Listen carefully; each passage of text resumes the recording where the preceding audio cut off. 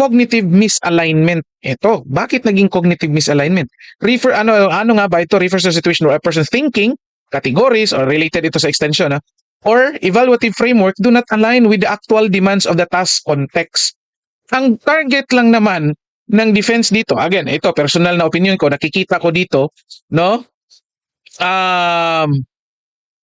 Nakikita ko dito, again, sa naintindihan natin sa tanong dito, again, methods lang to verify kung hindi babayas yung pag-imbestiga ninyo dito. At kasi sinabi na ni Melvin na Matibag na open source, nagsisearch sila online, kaya tinanong na rin, kinukonsidera nyo ba itong material na ito? Oh, bakit kasi? Statement nga ni Las Cañas, walang pirma, walang, tawag dyan, notaryo. Tinanggap niya. Kaya, dinouble check ng defense. Oh, ito, try natin. Ito, kinukonsidera nyo bang ganito? Di ba? O anong ginagawa ni Senador Kiko Pangilinan? Oh, ang layo ng tanong niya. Anong nagiging issue dito regarding misalignment, cognitive misalignment mga kalers? Kasi, again, sa proseso at method ang focus ng question. Si Kiko Pangilinan, sa pagtatanong niya dito kay Melvin Matibag, nag-i-introduce siya ng ibang anggulo dito, mga ka-learners. No? Dinadala niya dito ang usapin na tungkol dito sa walang kinalaman ang perception ng mga tao sa accusations ng betrayal of public trust. Alam naman ng tao yan, mga ka-learners. Di ba? Hindi naman yan yung pinag-uusapan, yet dinadala ni Kiko Pangilinan. Yan yung nagiging problema. Kaya nasasabi natin, again, cognitive misalignment ito. At bakit natin, well, of course, nakikita naman, nanonood naman tayong lahat. Marami naman, naminado naman tayo, lahat ng senator judges, wala tayong exempt dito, nagpapakita ng cognitive misalignment. Walang problema, mga ka-learners, no? Tanggap natin yan. Bakit pinopoint out natin dito si Senador Kiko Pangilinan? Kasi in the first place, abogado si Senador Kiko Pangilinan. Ini-expect nating mas mabigat or mas malalim sana yung analysis niya dito or mga pagtatanong mga ka-learners kasi nga abogado siya. Di ba? Itong mga tanong ng hindi abogado, well, wala tayong magagawa kasi hindi naman ito abogado.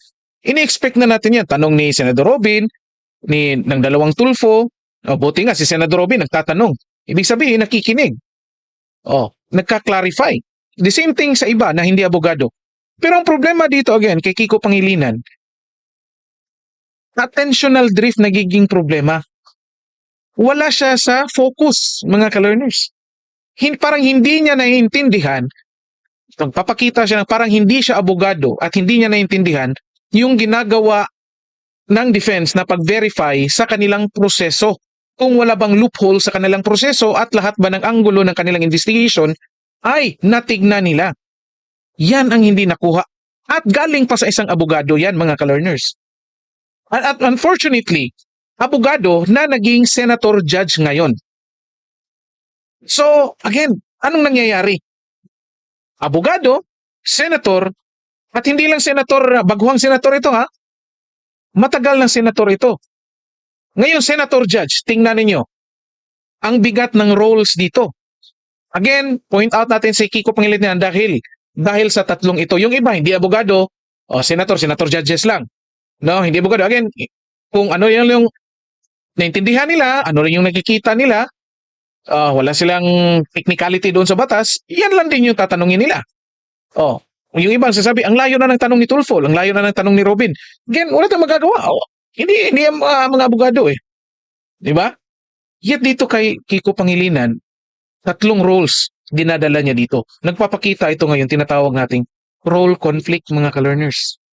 A psychological sociological concept that occurs when a person faces incompatibility, expectations, or demands associated with the different roles they occupy or even within a single role.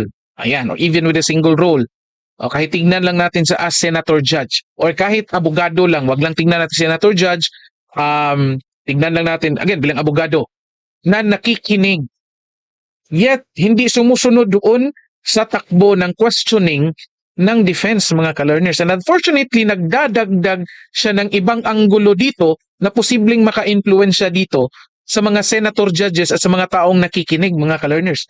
Kasi kung pakinggan, agree ako doon sa statement na wala naman talagang kinalaman yung resulta ng survey doon sa accusations. Malinaw sa atin yan, di ba? Wala naman tayong sinasabi, oy, dapat hindi ma-impeach yan kasi mataas sa survey. Hindi naman yan yung punto dito. Malinaw naman sa ating lahat.